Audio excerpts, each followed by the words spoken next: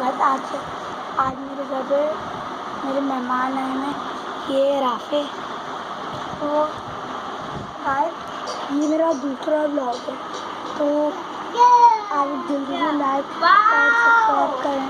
इतनी प्यारी ड्राइंग। और अभी रहा जो है ना, हाँ छोटी सी है ना, ये दीवार में ड्राइंग नहीं कर रही, पेपर तो में। अभी मैं आपको एक्साइटिंग दिखाता हूँ। मेरे पास एक्साइटिंग भी है,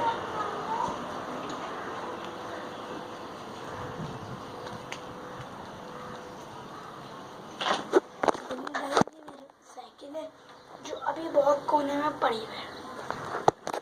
देख लिया आपको कोने मेरी साइकिल। तो गाइस अभी बहुत तेज धूप हो रही है, तो मैं आपसे बात नहीं मिलता हूँ।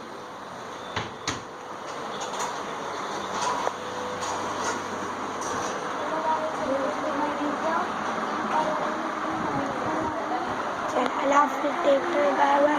चलो